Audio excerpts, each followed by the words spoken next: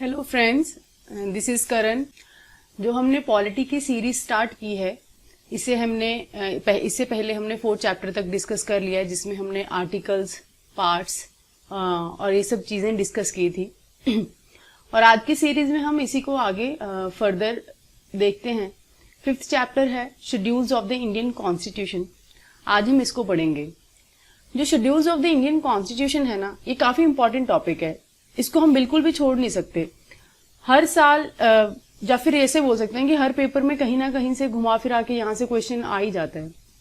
तो सबसे पहले हम फर्स्ट शेड्यूल पे डायरेक्टली आते हैं, जिसमें ये मेंशन कर रखा है कि 28 स्टेट्स हैं, 8 यूनियन टेरिटरीज हैं। उसके बाद में जो सेकंड शेड्यूल है हमारा, उसमें salaries of the president and governors of the state ये सब दिया है। Salaries of the speaker, deputy speaker, chairman, vice chairman of the Lok Sabha, Rajya Sabha, state legislative assemblies and councils दिया है। उसके बाद सैलरीज ऑफ द जजेस of the Supreme Court and High Court दे रखा है। Salaries of comptroller and auditor general of India दे रखा है, मतलब कैग की दे रखी है। ये जो साइड में दे रखा है ना, part A, part B, part C, D, E, ये ऐसा कुछ मतलब याद करने की या फिर अलग से कुछ रखने की जरूरत है नहीं। डायरेक्टली ऐसे ही पूछ सकते हैं कि सेकंड शेड्यूल में किस किस की सैलरीज कैसे कैसे मेंशन है। आगे है थर्ड शेड्यूल, जिसमें ओथ एंड अफर्मेशन के बारे में मेंशन है। Oaths and affirmations of the members of the legislature and ministers and जजेस। फोर्थ शेड्यूल में एलोकेशन ऑफ सीट्स है of states and union territories of Rajya Sabha, ये ध्यान में रखना है। 5th शेड्यूल में है schedule areas and schedule tribes. जो ट्राइबल एरिया के बारे में है ना, वो 2 आर्टिकल्स में मेंशन है। पहले 5th शेड्यूल में ये आ गया और उसके बाद नेक्स्ट 6th शेड्यूल भी आएगा। इसमें ना थोड़ा कंफ्यूज हो जाते हैं कुछ बच्चे कि शेड्यूल एरियाज किस में आते हैं और नॉर्मल जो ट्राइबल एरियाज हैं, शेड्यूल ट्राइब्स किस में आते हैं और ट्राइबल एरिया नॉर्मल किस में आते हैं। तो कुछ बार ये कंफ्यूजिंग हो जाता है, पता नहीं क्यों। लेकिन ये ध्यान में रखना है। जैसे आप ऐसे रख सकते हो कि 5th है तो 5th से मतलब एस हो गया, ये एस जैसा दिखता है, तो ऐसे मतलब थोड़ा सा लगा सकते हो आपकी शेड्यूल ट्राइब्स एंड ये शेड्यूल एरिया की बात करता है जो 5th वाला है, तो ऐसे एस जैसा है ना थोड़ा सा ये। तो इसमें ना 10 स्टेट्स का मेंशन है। जो 10 स्टेट्स हैं उसके बारे में भी हम थोड़ा सा जल्दी से मैं आपको बता देती हूँ। ये 10 स्टेट्स के नाम है आंध्र प्रदेश, छत्तीसगढ़, गुजरात, हिमाचल प्रदेश, झारखंड, मध्य प्रदेश, महाराष्ट्र, उड़ीसा, राजस्थान एंड तेलंगाना। ये 5th शेड्यूल में मेंशन है। आगे आ जाता है हमारा 6th शेड्यूल। 6th शेड्यूल में जो है ना, 4 ही स्टेट्स जो नॉर्थ ईस्टर्न स्टेट्स हैं, इसके बारे में ट्राइबल एरिया के बारे में दिया हुआ है। Tribal areas of the north eastern states, और इनके नाम जो है ना वो है असम, मेघालय, त्रिपुरा, मिजोरम। ये चारों यहाँ पे लिखे भी हुए हैं। और इसको आप ऐसे कुछ निमोनिक्स बना के याद रख सकते हैं। जैसे ये लिखा भी हुआ है, लेकिन मैं जनरली इसको ऐसे थोड़ा मड़ूस नाम दे रखा है। मैंने दे रखा है मातम, MATM, तो मुझे वो ज्यादा इजी लगता है, तो भूलता नहीं है। लेकिन ना यहाँ से एक और चीज है, ये एक बार ना किसी फ्रेंड को मैंने बता दिया और अभी ये किसी एग्जाम में पूछा गया था रिसेंटली, तो उसने ना ये ध्यान में नहीं रखा। ये दोनों जो M है वो मेघालय है, मिजोरम है या फिर मणिपुर है, ये 3 है ना। लेकिन ये भी ध्यान में रखना है, और वहां जो स्टेटमेंट थी उसमें ये ऐसे ही कंफ्यूज किया हुआ था और उसका गलत हो गया आने के बाद भी। तो मैं इसीलिए स्पेशली ये मेंशन कर रही हूँ, मेघालय और मिजोरम, ये ध्यान में रखना है, MM वाला। 7th शेड्यूल में आते हैं। 7th शेड्यूल जो है ये इंपॉर्टेंट है, यूनियन टेरिटरीज और state list and concurrent list की बात करता है। जो इंपॉर्टेंट चीजें है ना कि कौन कौन सी यूनियन लिस्ट में आती हैं, कौन कौन सी स्टेट लिस्ट में आती हैं, कौन कौन सी कंकरेंट लिस्ट में आती हैं, वो इंपॉर्टेंट भी आप थोड़ा सा देख सकते हो। जैसे मुझे 1-2 याद है, मैं बता देती हूँ। जैसे प्रिजन का जो है, जनरली अगर आ जाए, अगर हमें नहीं पता तो हमें लगेगा कि ये तो यूनियन लिस्ट में ही होगा, तो प्रिजन वाला ये स्टेट गवर्नमेंट में आता है। ये जो अभी एग्जाम आया था जो 2021 का UPSC का, जो सबसे डिफिकल्ट पेपर माना जाता है अब तक का, उसमें भी ना ऐसे पूछा हुआ था। ये ऐसे कुछ स्टेटमेंट घुमा के 2-3 स्टेटमेंट थी, उसमें से कुछ एक स्टेटमेंट ऐसी भी थी। नेक्स्ट है 8th शेड्यूल, ये लैंग्वेजेस के बारे में बताता है। 9th शेड्यूल जो है वो फर्स्ट अमेंडमेंट के द्वारा ऐड किया गया था। इसमें वो चीजें आप डाल सकते थे जिसमें आप ना प्रोटेक्शन देना चाहते हो, जिन चीजों को आप प्रोटेक्शन देना चाहते हो या फिर जिन अमेंडमेंट्स को आप प्रोटेक्शन देना चाहते हो फ्रॉम जुडिशियल स्क्रूटनी, वो चीजों के ऊपर ना कोई भी जुडिशियल अपनी स्क्रूटिनी नहीं खोल सकता जो इसमें आ जाएगा। ये इसीलिए ऐड किया गया था। लेकिन अब ये ध्यान में रखना है आपको कि इसको ना रिपील कर दिया गया है। अब ऐसा नहीं है। सुप्रीम कोर्ट ने 2007 में ये डिक्लेयर कर दिया कि जो भी चीजें आप इस शेड्यूल में डालोगे फ्रॉम 24 अप्रैल 1973 उसके बाद से जितनी भी चीजें इसमें हैं वो ओपन टू जुडिशियल रिव्यू है। ये आपको याद रखना है। 24 अप्रैल, ये डेट ऐसा याद नहीं है, लेकिन आपको ये याद रखना है कि अब ये ओपन टू जुडिशियल रिव्यू है। और ये आई थिंक जो क्वेश्चन है ना, ये यूपीएससी ने 2017 या 18 के पेपर में पूछा था। दोनों में से अब मुझे ध्यान में नहीं है एग्जैक्टली कौन सा था। ये बिल्कुल डायरेक्टली पूछ दिया था कि 9 शेड्यूल जो है वो मतलब अब भी उसके ऊपर जो है उसके कोई भी जुडिशियल जो स्क्रूटनी है वो नहीं ओपन हो सकती। तो ऐसे डायरेक्टली स्टेटमेंट था, लेकिन वो रॉन्ग था स्टेटमेंट। जो भी चीज मैं बोल रही हूँ ना कि ये इस ईयर में पूछा है या फिर यूपीएससी ने पूछा है, तो कुछ ऐसे ही नहीं है। ये मतलब मैंने एनालिसिस करके उसके बाद ये चीजों को देखने के बाद फिर मैं उसके बाद आपको बता रही हूँ। ये आप खुद भी चेक करना साथ में, क्योंकि चीजें और आपको क्लियर होंगी। किसी की बताई हुई ऐसे ब्लाइंडली चीजें रटना भी नहीं है। उसके बाद में आता है 10th शेड्यूल। 10th शेड्यूल में क्या है कि एंटी डिफेक्शन लॉ के बारे में बात करता है। ये 52nd अमेंडमेंट एक्ट, जो 52nd अमेंडमेंट हुआ था उसके द्वारा ऐड किया गया था। ये भी यूपीएससी का प्रीवियस ईयर क्वेश्चन है और ये एक बार नहीं 2 बार पूछा जा चुका है। मुझे ईयर दोनों के याद नहीं है। एक तो आई थिंक 16-17 में था, एक उससे भी पहले पूछा जा चुका है। तो 10th शेड्यूल जो है एंटी डिफेक्शन की बात करता है। बाय 52nd अमेंडमेंट इसको ऐड किया गया था।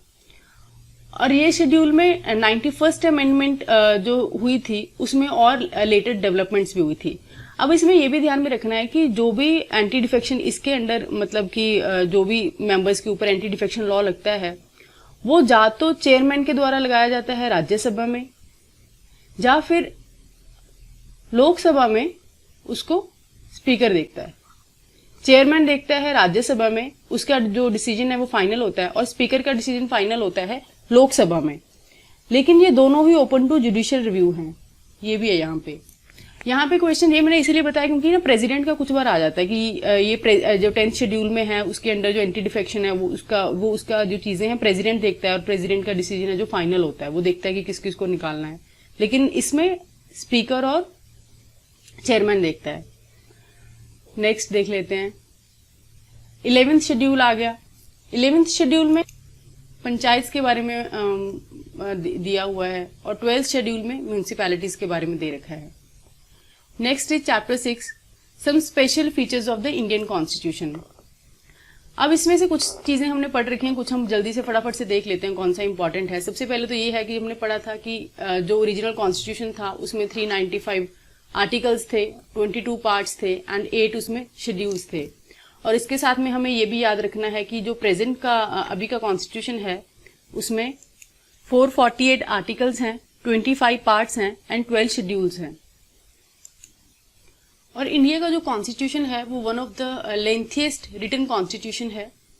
उसके बाद में इंडिया में एक ही जो सुप्रीम अथॉरिटी है, एक ही कॉन्स्टिट्यूशन है, वो दोनों स्टेट्स के लिए भी और सेंटर के लिए भी वही काम करता है। मतलब अनलाइक यूएसए में ऐसा नहीं है, जैसे हमारी सिटीजनशिप भी एक ही है, लेकिन यूएसए में ऐसा नहीं है। स्टेट्स का जो सिटीजनशिप है वो अलग है, डुअल सिटीजनशिप बोल सकते हैं यूएसए में। और आगे कि सेंटर स्टेट जो रिलेशंस हैं, इमरजेंसी में क्या प्रोविजंस रहेंगी, ये मेंशन किया हुआ है। मतलब जो मोटी मोटी बातें कॉन्स्टिट्यूशन में अभी हम पढ़ते हैं वो सारी चीजें इसमें बताई हुई हैं कि क्या क्या चीजें हैं। इसको हम आगे एलैबोरेटली पढ़ेंगे। जो पीपल ऑफ इंडिया है वो सोवरेन अथॉरिटी है, वो सोवरेन है, अभी फ्री हैं हम। इंडिया किसी के अंडर नहीं है, अब हम इंडिपेंडेंट हैं, अपना हमारा कॉन्स्टिट्यूशन है। इंडिया जो है वो इंडियन कॉन्स्टिट्यूशन जो है उसमें ये प्रोविजन है कि हम parliamentary form of government follow करेंगे, दोनों के लिए ही, स्टेट्स के लिए भी और सेंटर के लिए भी।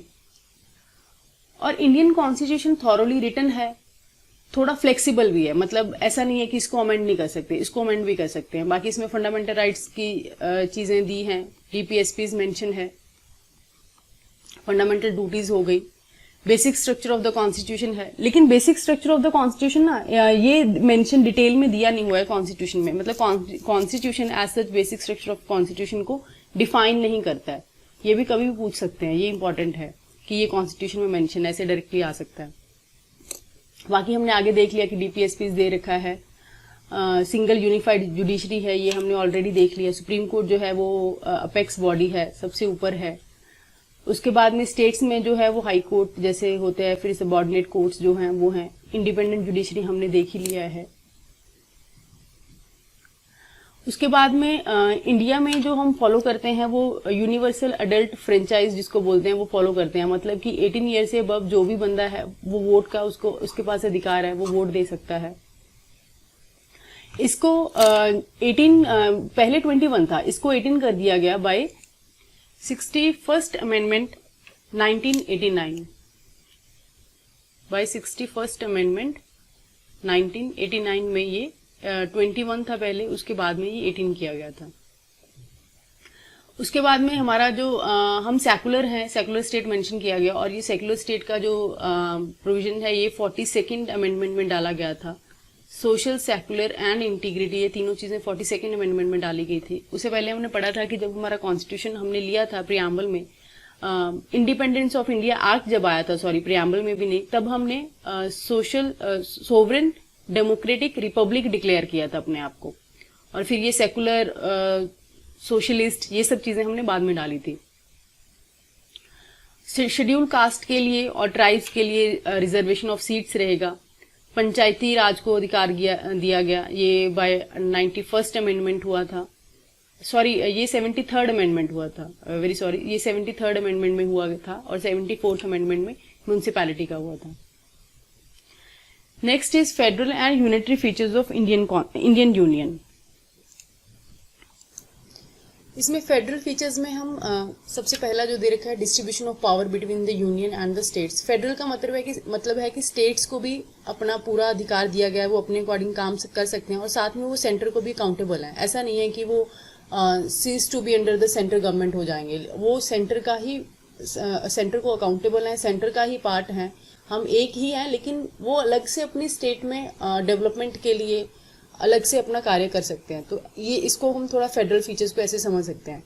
सो सबसे पहले जो हो गया वो distribution of power between the union and the states हो गया। दूसरा हो गया कि जो सेंटर एंड स्टेट्स हैं वो दोनों अकाउंटेबल रहेंगी किसको, किसके अकॉर्डिंग काम करेंगी, according to the constitution of India. और उसके बाद में है कि इंडिया के पास जो है इंडियन कॉन्स्टिट्यूशन है वो रिटन कॉन्स्टिट्यूशन है। उसके बाद जुडिशरी के बारे में है। इसमें ना जो हमारी लक्ष्मीकांत है उसमें कुछ पॉइंट टेबल बना के पॉइंट्स दे रखे हैं, federal government and unitary government करके। ये फेडरल गवर्नमेंट वाला क्वेश्चन 2021 वाले पेपर में आया हुआ है, और डायरेक्टली पूछा कि कौन से फीचर्स जो हैं फेडरल हैं। तो ये काफी ज्यादा इंपॉर्टेंट है। उसमें ना 5-6 पॉइंट से ऐसे ही 1 वर्ड पॉइंट दे रखे हैं, मैं फटाफट से आपको बता देती हूँ। आप उसको रट लोगे तो इसमें से क्वेश्चन बन जाएगा अगर आता है। सबसे पहला जो है वो है डुअल गवर्नमेंट, मतलब कि सेंटर में भी गवर्नमेंट, स्टेट में भी अपनी गवर्नमेंट जो है अपने अकॉर्डिंग काम करेंगी। सेकेंड इज रिटन कॉन्स्टिट्यूशन, वो दिया भी है यहाँ पे written constitution. Third is division of power between the nation and regional government, division of power आ गया, regional and state governments. Fourth is supremacy of the constitution, constitution supreme है। Fifth है इंडिपेंडेंट जुडिशरी, जुडिशरी जो है supreme है, independent है। And sixth independent judiciary हो गया। सेवेंथ इज बाइकैमरल लेजिस्लेचर, ये इसमें दिया नहीं हुआ है, बाइकैमरल लेजिस्लेचर। ठीक है, ये 7 पॉइंट्स है। ये सातों पॉइंट्स को अगर आप रट लेते हो तो इसी में से क्वेश्चन आपका बन जाएगा। उसके बाद नेक्स्ट आता है unitary features of the Indian constitution. ये भी मैं आपको फटाफट से ऐसे ही बता देती हूँ, क्योंकि इसमें थोड़ा अलग तरीके से एलाबोरेट करके दिया है। मैं थोड़ा इजी वे में आपको बता देती हूँ।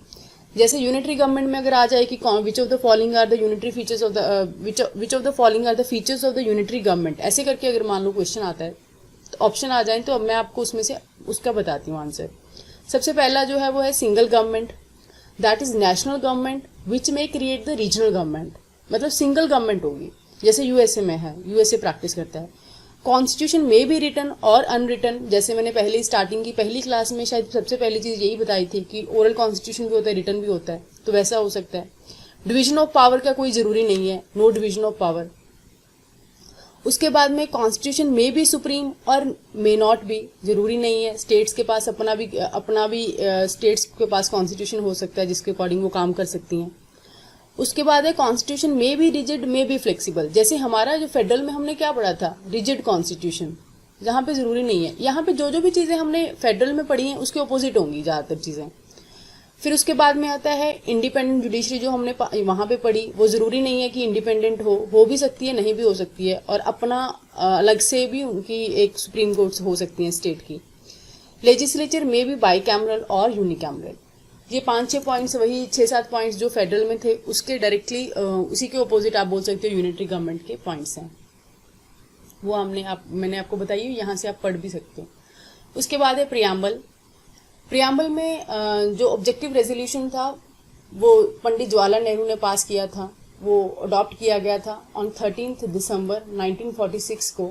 हमने इसको पढ़ा भी था कल की क्लास में आई थिंक देखा था। बाकी जो प्रियम्बल है, टेक्स्ट ऑफ द प्रियम्बल, इसको ना आप थोड़ा ध्यान से देखना है और चीज़ों को एज इट इज़ रट लेना है। जैसे सबसे पहले दे रखा है कि sovereign, socialist, secular, democratic, republic, ये 5 चीज़ें आ गई। उसके बाद to secure to all citizens justice. Justice कौन कौन सा है आगे ना, ये एक ही पैराग्राफ में दे दिया है, लेकिन ये लक्ष्मीकांत में बड़े सही तरीके से दे रखा है, ऐसे लाइन बाय लाइन। जस्टिस जैसे सोशल, इकोनॉमिक, पॉलिटिकल, ये काफ़ी इंपॉर्टेंट है। ऐसे ना जस्टिस पूछ देंगे कि कौन कौन सा जस्टिस जो है प्रियम्बल में मेंशन है, और 1-2 चीज़ें उसमें फालतू डाल देंगे ऑप्शन में, फिर वो कंफ्यूजिंग लगता है। ऐसे देखने में इजी है, सोशल, इकोनॉमिक, पॉलिटिकल। उसके बाद liberty of thought, expression, believe, faith and worship, ये भी ध्यान में रखना, भूलना नहीं है। उसके बाद है equality of status, of opportunity, and to promote the fraternity, assuring the dignity of the individuals and unity and integrity of the nation। उसके बाद में हमने पढ़ा ही था कि 26 नवंबर 1949 को हेयर बाय जो कॉन्स्टिट्यूशन असेंबली है वो इसको अडॉप्ट कर लेती है, और ये फुल फ्लेजेड ऑपरेशन में आता है फ्रॉम 26 जनवरी 1950। नेक्स्ट देख लेते हैं। प्रियम्बल जो है ये एनफोर्सेबल नहीं है इन द कोर्ट ऑफ लॉ। अभी मैं बार बार इसे जो भी बोल रही हूँ मुझे बार बार बोलना पड़ रहा है कि ये रिपीट हो चुका है, ये रिपीट हो चुका है, लेकिन ये इतने इम्पॉर्टेंट है ये इनिशियल जो चैप्टर्स हैं कि एक्चुअली क्वेश्चंस जो है पॉलिटी के वो ज़्यादातर यहीं से फ्रेम होके आ जाते हैं, लेकिन हम इधर उधर के चैप्टर्स में इधर उधर भटकते रहते हैं। वो भी ठीक है, पूरा देखना चाहिए, लेकिन ये जो चैप्टर्स है ना वो बहुत ज़्यादा सुप्रीमली इंपॉर्टेंट है। तो ये स्टेटमेंट आ चुकी है, ये आप प्रीवियस ईयर पेपर देखोगे तभी यूपीएससी का समझ में आएगा, क्योंकि वहाँ पे मुझे याद नहीं आ रहा, थोड़ी घुमा के स्टेटमेंट आई थी। Preamble is not enforceable in any court of law. लेकिन ये किसी के साथ में इंडिपेंडेंट तो अगर देखा जाए, ऐसी आई थी स्टेटमेंट, मुझे याद आ गया कि प्रियम्बल जो है इंडिपेंडेंटली इन्फोर्सेबल है। इंडिपेंडेंटली तो नहीं है, ऐसे इन्फोर्स नहीं कर सकते, लेकिन जब बाकी चीज़ों को लेके, जैसे जो भी चीज़ों प्रियम्बल में मेंशन है ना, उनको लेके अगर कोई भी चीज़ों को हमें इन्फोर्स करवाना हो तो तब फिर प्रियम्बल भी इन्फोर्सेबल हो जाता है। ऐसा है थोड़ा, लेकिन आप बस सिंपली स्टेट में इतना ज़्यादा कॉम्प्लिकेटेड आएगा नहीं, बस स्टेट में ऐसे ही आएगा कि preamble is not enforceable in the court of law. Next आ जाता है लैप्स ऑफ पैरामाउंसी। ये कुछ इंपॉर्टेंट नहीं है, ये तो वही है कि जब हमने इंडिपेंडेंट हो गए, हम इंडियन इंडिपेंडेंस एक्ट 1947 जब पास हो गया, उसके बाद हम खुद से सोवरेन हो गए, और जैसे हम डिपेंडेंट थे पहले, या फिर ऐसे बोल सकते हैं कि इम्पीरियल गवर्नमेंट थी हमारी, तो वो ख़त्म हो गई थी, और ब्रिटिश क्राउन के ऊपर हमारा भी कोई किसी तरीके का अधिकार नहीं था। नेक्स्ट है chapter 10, integration and merger of Indian states. देखो, जब इंडिया हमारा इंडिपेंडेंट हम हो गए, उसके बाद मोस्टली जो स्टेट्स थी उन्होंने अपने आप से ही इंडिया को ज्वाइन कर दिया, लेकिन कुछ स्टेट ऐसी थी जिन्होंने मना कर दिया, they refuse to join India. जैसे उनमें नाम है हैदराबाद, जूनागढ़ एंड कश्मीर। अब इन स्टेट्स के लिए एक ऑपरेशन चलाया गया जिसको बोलते हैं पटेल स्कीम। जो सरदार वल्लभ भाई पटेल थे, इनको पूरा पूरा क्रेडिट जाता है आज का जो इंडिया का इंटीग्रेशन है इनको। तो इनके नाम को ऐसे डायरेक्टली आ सकता है, इनको याद रखना है कि सरदार वल्लभ भाई पटेल ही थे जिन्होंने मर्जर ऑफ इंडियन स्टेट्स या फिर इंटीग्रेशन के ऊपर यही मास्टरमाइंड थे, और इन्हीं का इसमें हाथ था।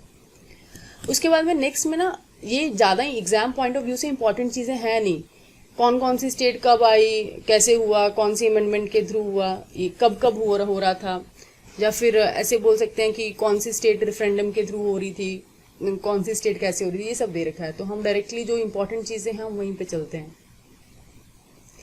आगे आता है the union and it's territories. इसके साथ ही ना एक इम्पॉर्टेंट, हाँ पहले हम ना ये यूनियन एंड इट्स टेरिटरीज का थोड़ा चैप्टर बाद में पढ़ेंगे। इसके साथ ही लिंक ये पढ़ते हैं पहले, reorganisation of the states. Merger of states आ गया, अब रीऑर्गेनाइजेशन ऑफ स्टेट पढ़ते हैं। इसमें क्या हुआ था कि फैजल अली कमीशन जो था वो इस्टेब्लिश किया गया इन 1953, जिसके मेंबर थे एक तो फैजल अली खुद हो गए, एक पानीकर थे और एक हुंजनू थे। इन्होंने स्टेट रीऑर्गेनाइजेशन एक्ट जो था उसके बेसिस के ऊपर लैंग्वेज को भी एक तरह से प्रायोरिटी दी कि लैंग्वेज के बेसिस के ऊपर इन्होंने एक्सेप्ट कर लिया था ब्रॉडली कि लैंग्वेज के बेसिस के ऊपर ही हमें रीऑर्गेनाइजेशन ऑफ द स्टेट करना है। लेकिन इन्होंने साथ में ना ये भी रिजेक्ट कर दिया था कि one theory one language one state भी नहीं कर सकते। ऐसा भी नहीं है कि वन लैंग्वेज वन स्टेट कर दें तो फिर तो बहुत ज़्यादा हो जाएगा, बाल्कनाइजेशन ऑफ द स्टेट्स हो जाएगा ना, छोटी छोटी बहुत सारी यूरोपियन कंट्रीज की तरह बढ़ जाएंगी। तो ये भी था। बस आपको यही इम्पोर्टेंट याद रखना है मेनली कि फैजल अली कमीशन था, इसके मेंबर कौन कौन से थे ये थोड़ा ध्यान में रखना है। 1953 में बना था और इसके बेसिस पे ज़्यादातर स्टेट्स का उस टाइम पे फिर इस्टेब्लिशमेंट हुआ था, ज़्यादातर स्टेट्स को बनाया गया था। अभी हम नेक्स्ट ना ये देखते हैं कि कौन कौन सी स्टेट्स की फॉर्मेशन कब हुई थी, ये बहुत इंपॉर्टेंट है। जो स्टेट रीऑर्गेनाइजेशन कमीशन बना 1956 में, जो फैजल अली कमीशन ने ही बनाया, उसमें ना 14 स्टेट्स एंड 6 यूनियन टेरिटरीज की इस्टेब्लिशमेंट की सबसे पहले इन्होंने। और आंध्र प्रदेश जो था वो फर्स्ट स्टेट था जो अक्टूबर 1953 में बना था। तो फर्स्ट स्टेट कौन सा था, वो आंध्र प्रदेश था, 1953 में बना। उसके बाद में और 14 स्टेट्स एंड 6 यूनियन टेरिटरी बनी। ये स्टेट्स में तो इतना क्वेश्चन नहीं पूछा जाता जो एक इकट्ठे सारी बना दी। क्वेश्चन जो आता है ना वो इस प्रकार आता है, वो मोटा मोटी आपको ऐसे ही बता देती हूँ। वैसे तो यहाँ पे डिटेल में लिख रखा है कि जैसे 62 में नागालैंड बना, फिर 66 में पंजाब एंड हरियाणा बना। मैं इससे पहले की भी जो थोड़ी इंपॉर्टेंट स्टेट्स हैं मैं वो बताती हूँ, लिख भी रखा है यहाँ पे, गुजरात एंड महाराष्ट्र। तो मैं यहीं से शुरुआत करती हूँ। महाराष्ट्र एंड जो गुजरात था वो 1960 में बना। आपको ना एक शॉर्ट नोट्स की तरह बना के रखना है। महाराष्ट्र एंड गुजरात था वो 1960 में बना। जो नागालैंड था वो 1963 में बना। Punjab and Haryana the most important, क्योंकि हरियाणा के एग्ज़ाम का हमारा मेन फोकस है। और ये पेपर ना जो हरियाणा का भी हम दे रहे हैं जो पीछे कैंसिल हो गया, उसमें ये क्वेश्चन पूछा हुआ था। तो 1966 की कौन कौन सी स्टेट थी, आई थिंक उसमें सिक्किम एक ऑप्शन में था, हरियाणा भी शायद एक ऑप्शन में था, जितना मुझे थोड़ा याद आ रहा है, अभी इतना ध्यान में है नहीं। 1966 में ये बना। उसके बाद में हिमाचल की फॉर्मेशन होती है, हिमाचल बनता है 1971 में। फिर उसके बाद में मणिपुर, त्रिपुरा, मेघालय MMT ये बनते हैं 1972 में। ये बाय नॉर्थ ईस्ट एरिया, जो एरियाज बोलते हैं, नॉर्थ ईस्ट स्टेट एक्ट 1971 के अंडर बनते हैं। ये जो तीनों स्टेट्स बनते हैं, ये यहाँ पे दिया भी होगा, अभी देख लेते हैं। हाँ यहाँ दे रखा है, ये देखो ये दे रखा है 1971 में मणिपुर, मेघालय, त्रिपुरा ये बनते हैं। उसके बाद में नेक्स्ट होता है वो सिक्किम आ गया। सिक्किम जो बनता है वो 36 अमेंडमेंट के अंडर बनता है, लेकिन ये शायद इंपॉर्टेंट नहीं है। इंपॉर्टेंट ये है कि 1975 में बनता है। यही यहाँ पे दे नहीं रखा और यही क्वेश्चन में आया था हरियाणा के जो एग्ज़ाम था। फिर उसके बाद में मिजोरम, अरुणाचल प्रदेश एंड गोवा 1987 में बनते हैं। 1987 में Goa made separate state of the union. लेकिन इसके साथ में और भी तो बनते हैं ना, तो ये दे नहीं रखा, मिजोरम एंड अरुणाचल प्रदेश ये भी बनते हैं। उसके बाद में छत्तीसगढ़, उत्तराखंड एंड झारखंड ये 2000 में बनते हैं, यहाँ पे दे रखा है 2000 में उत्तराखंड, झारखंड, छत्तीसगढ़ भी दिया होगा, नहीं दिया है, ठीक है। उसके बाद में तेलंगाना बनता है, वो तो रिसेंटली हुआ है एस्टैब्लिशमेंट, इसका हमें पता है, ठीक है। अब हम नेक्स्ट जो बीच में छोड़ के आए हैं ना वहीं पे चलते हैं।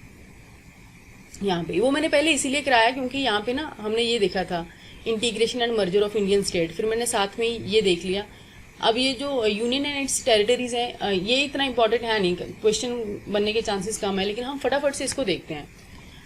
सबसे पहले जो आर्टिकल है उसमें दे रखा है कि स्टेट्स के नाम दे रखे हैं, स्टेट्स है इंडिया एज अ भारत, ऐसे सब दिया है। उसके बाद आर्टिकल 1 में ये सब हमने पढ़ लिया कि इंडिया एज अ यूनियन और states not as a federation of state हो गया।